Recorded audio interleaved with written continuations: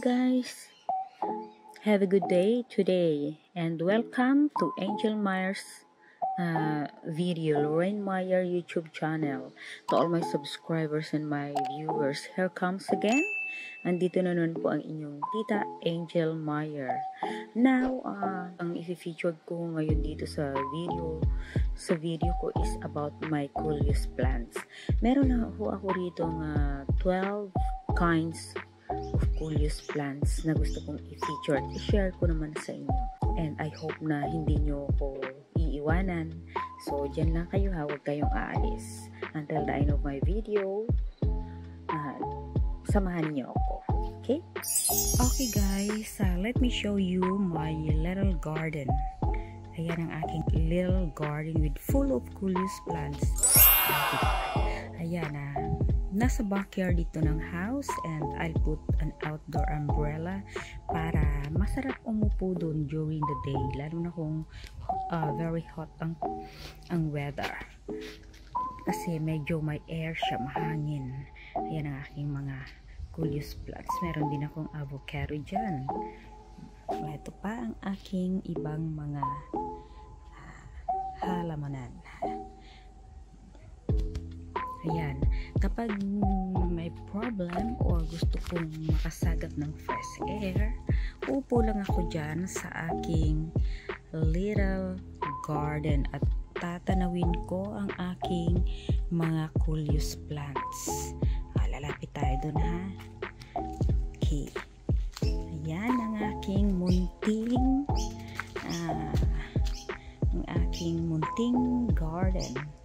gardenia. Now guys, mag-start na tayo ng ating topic about coleus plants. Alright. Para naman na makapag-share tayo ng ating kaalaman and knowledge about coleus plants. So how it grows, how it looks good and healthy, and of course how it will become lush and big. And how is it about when it comes to the warm country or the cold country? Is it possible ba na they can live with it? Okay, so samahan ninyo ko, huwag kayong aalis dyan ha. Mag-start tayo ng ating topic for today. Alright, ito ang frog's foot na coleus. Makikita naman niyo, tingnan nyo, parang nga naman paanang palaka ang kanyang mga foliage o mga leaves niya. Yeah. It produces exquisitely colored down of foliage where it's left shaped like a frog's foot. Diba? Can be used as a border plant or to decorate a bare patch in the garden. Ito ang ating frog's foot na coleus. So, as I said earlier, mga guys, since coleus daw are very sensitive to color temperatures, they will only come back the following year sa mga warmest regions. Kasi, guys, hindi nila kayang sobrang lamig. So, in Philippines, I think these plants will grow bigger and healthy. Basta't maalagaan lang natin ng gusto. We look after very well, diba? And the proper na pag-aalaga sa kanila. Okay, some modern coleus varieties handle full sun, but most still flourish with at least dappled shade and direct sun, limited to morning hours. Yung iba kong coleus natin, especially the mga hybrid coleus, hindi ho nila ma-handle ang full sun, yung mga hybrid na coleus. But some of them, kaya nga ho itong sa akin, may shaded siya, diba? Nilagyan ko siya ng outdoor umbrella. So, para naman kahit papano is hindi masyadong mag-faded ang kanyang mga dahon. Too much sun or intense midday rays need foliage scorched and faded. Too little light causes weak growth. Hindi mo maintindihan kapag weak daw ang light, so nagiging weak din sila. A balance is important for coleus beauty and health. Kaya kailangan not too much sun and not too much dark din naman para ma-maintain natin ang ganda ng kanilang mga foliage. And keep them out of the scorching sun by planting them in the shade or just giving them morning sun. Okay, plant them in free draining soil for best results, and water and deadhead regularly. Tatanggalin ho ninyo yung mga dry na mga leaves at saka yung mga natutumbang mga stem nila para naman ititrim ninyo sila para naman maging kaaya-aya ang kanilang paglaki at ang pagtaas nila kasi madali ho silang tumaas. And bibigyan ko naman kayo ng tips, okay, how to grow and caring for Coleus. Feed plants every 2 weeks with organic fertilizer. To keep the plant bushy and strong, pinch back the tops every few weeks. Okay, eto ho, makikita nyo tong may mga ganito silang flower. Minsan tinatanggal ko yan kasi hindi ho yan maganda. Kumukuha rin sila ng mga nutrition para sa plants na dapat sa plants lang. Kaya dapat inaalis ninyo yung mga flower niya.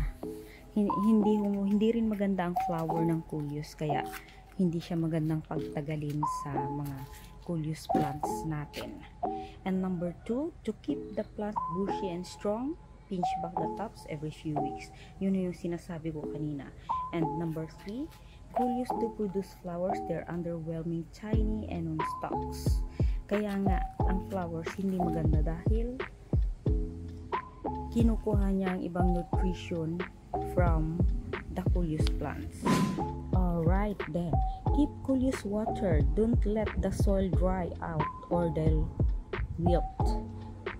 Kapag nagda-dry na ho ang soil natin, eto, almost every day, dinidilig ko sila. Kasi nga matakaw talaga ang Coleus sa water. Kapag nagda-dry na ang soil, hindi na sila maganda. So, during summertime, kailangan everyday kapag sobrang hot. Okay. And about naman sa pagtatanim ninyo, mag-space kayo ng 6 to 12 inches apart because Coleus typically grow to be 3 feet tall and have 3 foot spread. These fast-growing mounding plants will quickly fill in the area with a lush foliage wall, so give the plants room to grow. And for your information, the Coleus can only last in cold climates, can only live in cold climates, and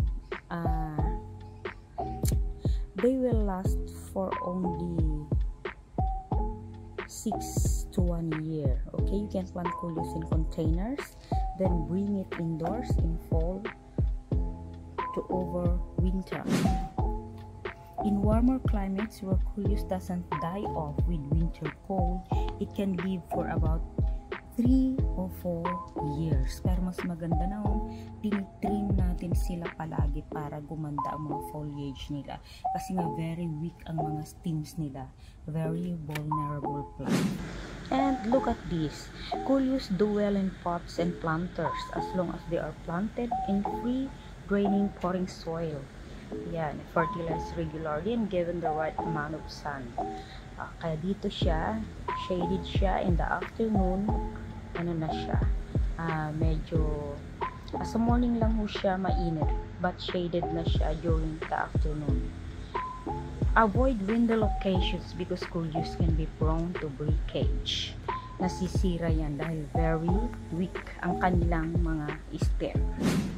When you water the Coleus naman, how often naman to water the Coleus? Yung mga newly planted Coleus lang ho, need water daily for the first week. Kapag mga newly planted comparison, ito yung newly planted po. Pero mga after 1 week na ho yan. Okay?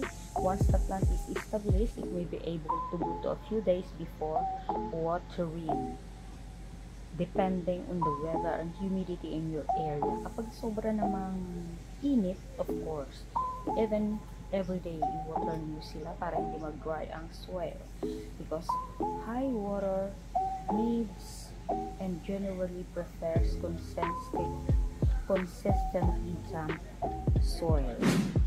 And alam din nyo ba, too much direct sunlight can lead to leaf scorch, where the foliage may wilt or display signs of damage. This is particularly true if the coleus is not gradually acclimated to the intense light. Nasisira po ang mga dahon niyan kapag too much direct sunlight siya. So, dito daw sa Australia, ang coleus plants are best grown in full or part shade. Dito sa akin, part shaded yan. You have to choose a location that will receive a maximum of 3 hours of full sun each day, and also suitable to grow indoors and in terrariums. Pwede nyo siyang indoors in warm climates. These plants are short-lived perennials, meaning they usually live for between 2 and 5 years. May mga nabubuhay ho ng mga 2 to 5 years, pero kailangan nyo siya, yung ititrim naman ninyo and tatanggalin yung mga weak parts, diba, yung mga dry parts. And if you want your coleus keep from blooming naman, kasi mga flowering plants po sila, however, nagiging mga seeds din sila, diba? It has reached its lifespan and dies. Parang tao, may mga lifespan din yan. So this is crucial. Nip or pinch off the flowers in the bud if you want to keep your coleus growing and producing gorgeous brightly watered leaves. Alisin niyo yung mga flowers niyan, lalo na kung madami na, dahil hindi na siya maganda sa mga coleus natin. Lalo na kapag masyadong marami na, when there are a lot of flowers, then you have to pinch it or you have to take it off. And when it comes naman sa pag-fertilize, are like a well-rounded meal for these plants. Parang pinakakain niyo sila, diba? Monthly feedings keep coleus in top form. Opt for a fertilizer that champions foliage growth post planting. Remember, the goal is to support those showy leaves. Ayan, kaya kailangan nyo siyang i-fertilize monthly from 10 to 10 to 10 ratio. Well-rounded meal. Okay, that's the granular general purpose of fertilization. And how do you know kapag na overwater ninyo ang inyong coleus plants? Makikita ho ninyo, nag-yellow ang mga leaves niyan, at saka yung roots ho niya ay nabubulok. Okay, nag-i-indicate ho yan ng overwatering. So, i-adjust nyo ang pag-water ninyo regarding the seasons, more in summer, less in winter. Use the 1-inch soil test to check moisture before watering coleus. Makikita naman ho ninyo kapag dry or watery pa siya, di ba? Overwater na yan. Pero as far as I know, ang coleus hindi na overwater, pwera na lang kung nasa indoor siya. Yun ang talagang kailangan, ililimit ninyo ang pag-water sa kanila, kasi nga hindi sila na sisikatan ng araw. Hindi balance ang get nila ng sunlight. So ibang iba talaga kapag nasa labas siya ng bahay, nasa ground siya, nakatanim siya sa soil, di ba? Yung hindi siya nasa pots.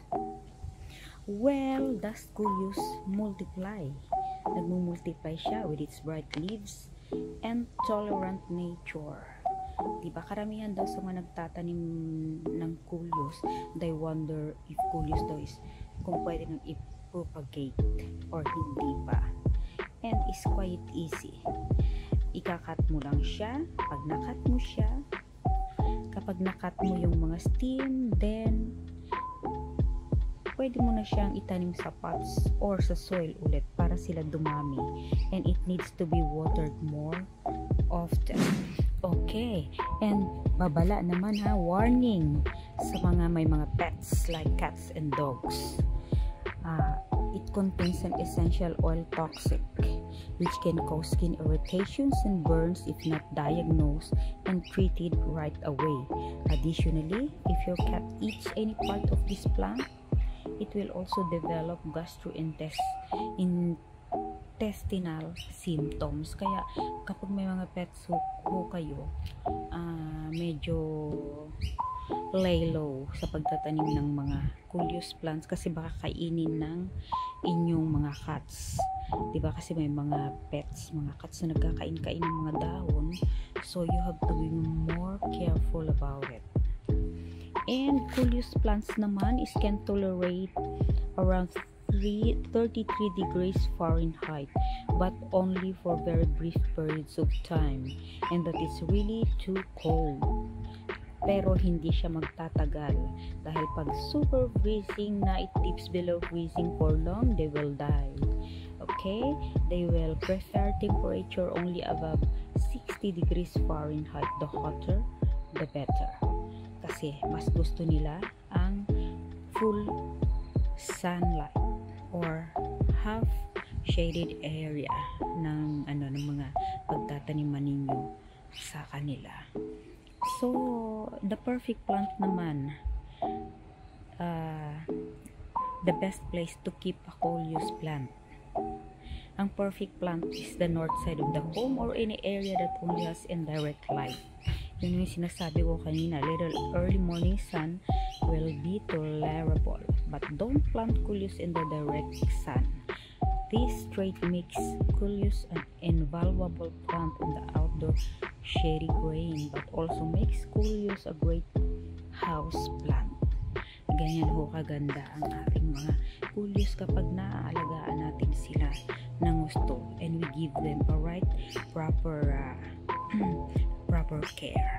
And of course, I have a tip naman ho sa inyo if you will take cuttings from Coleus. Take cutting in spring or early summer when the Coleus plant is actively growing. Okay? You have a healthy existing Coleus plant in your current backyard. And then you have to make an idea to take cuttings from and a pair of clean and sharp pruning shears, the cuttings. And so, the slugs. Yan, ang mga slugs, so gusto nila mga Coleus. They love shady and damp environments. Kasi tingnan naman ninyo ang kakapal. Kaya gusto ng mga slugs yan, yung mga shady talaga. Diba, tapos malalamig. Tapos pag dinidilig natin sila, gusto nila yung medyo water din dyan. They can do a lot of damage. It's left unchecked. Kapag di natin, masusurprise na lang tayo hindi. Ayan, tignan niyo yung mga leaf ng aking Coleus. So may mga butas-butas. Kasi nga, ganyan ang nangyayari dahil kinakain nila yan. Kaya lagi kong chine-check yan everyday. And place them around the base of plants and this will act as a natural deterrent to slugs. Diba? Ganyan yung mga yung eggshell, ginagamit rin ho yan. Maganda raw ho yan sa ilalagay natin sa puno ng ating mga plants. Kasi takot yata ang mga slugs sa kanila. And ang mga mainly ng mga bugs na kumakain ng mga Coleus naman, pares ng mga aphids, broad mites, mga bug spider mites, and white flies. Yan, kaya nagkakasira-sira ang dahon ng aking mga Coleus dahil ang daming mga bugs and spider mites. Ayan, tingnan nyo may mga butas. Kasi nga ang daming mga spider mites na palagi nandito. Biyang sa nagbabahay na sila dyan, kaya dapat we always have to check. We always have to check what in there, especially underneath. Tinadamuhan ko talaga yan. I don't like my plants. There's a lot of grasses underneath kasi hindi ho talaga maganda. So when it comes to propagations naman, you can propagate the Coleus by taking leaf cuttings. Kakat lang ho ninyo yan, yung mga leaf na to, ganyan nyo siya, ikat ninyo siya, then pwede nyo na siyang itusok sa lupa. And after a few weeks, i-water ho ninyo everyday. Huwag nyong hayaang matuyo, especially during summertime. okay? And after a few weeks, makikita ninyo nagpe-fresh na uli ang mga leaves niya. Tumatayo at buhay. Ibig sabihin ron, it means they will leave. So guys, nakita na ninyo ang mga coolius plants ko, and I hope na nag-enjoy kayo for watching my video, and nakapagbigay ako ng konting tips about coolius plants. Alright, and let me show you once again. And thank you very much for supporting my YouTube channel. So guys, now this is the end of our video. Ito naman nagtatapos ang video ng inyong Tita Angel, ang inyong plantita. And I hope to enjoy while watching this, and thank you so much sa lahat ng subscriber and viewers ko. Thanks for all the support. Thank you. And I'll see you for my next